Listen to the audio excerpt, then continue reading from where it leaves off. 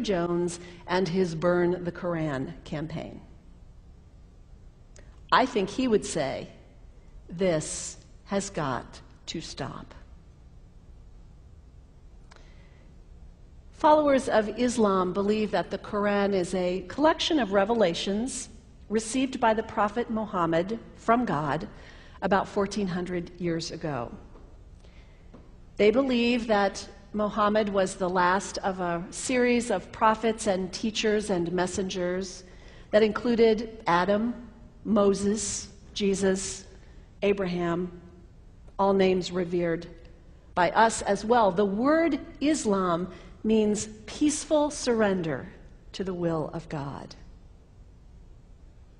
The Quran was written at a time when the Muslim people were being driven from their homes, persecuted, and killed.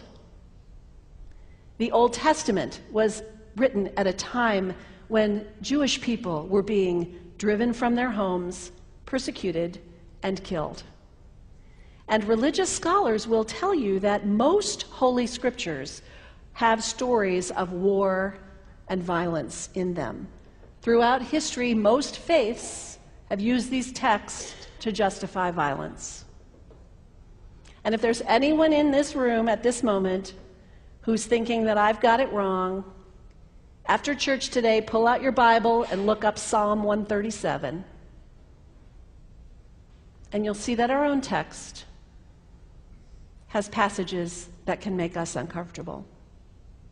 But also, like the Bible, the predominant message of the Quran is of peace and care and loving God, justice, care for the neighbor, care for the stranger.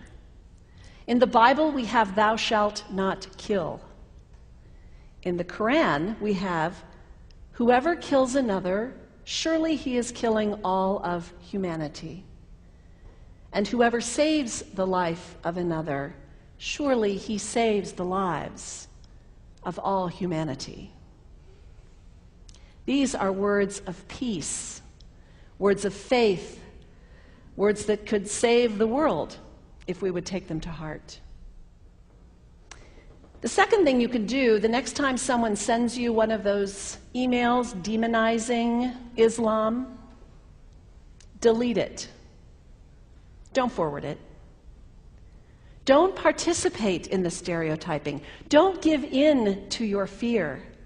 It's okay to be a little afraid. We all have those emotions. Just don't give in to it. Don't sign on for it.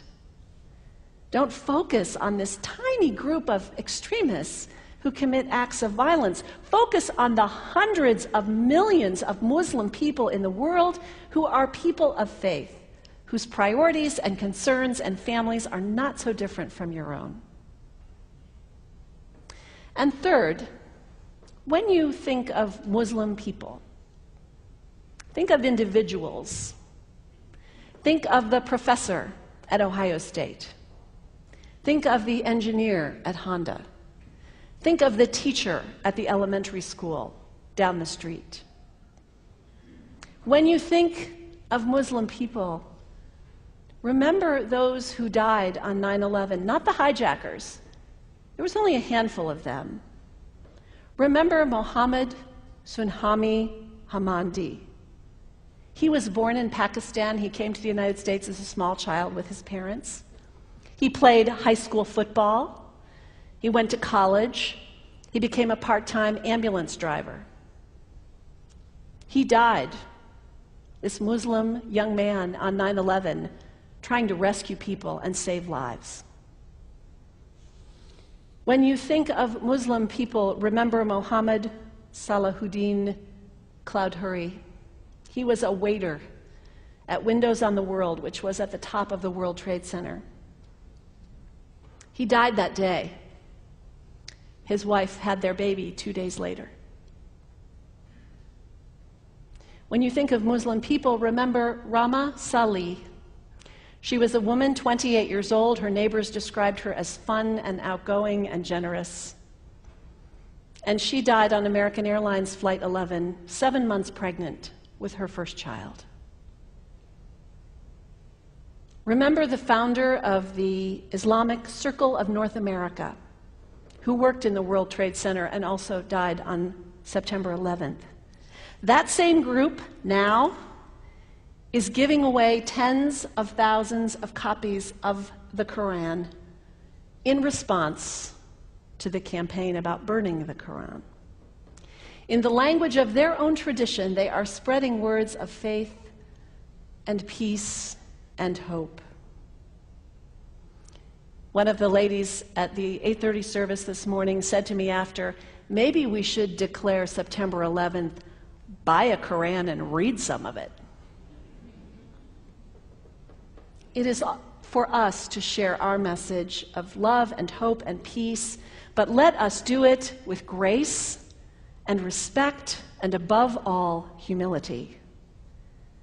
God grant us, as individuals, as a nation, as Christians, the humility for this work.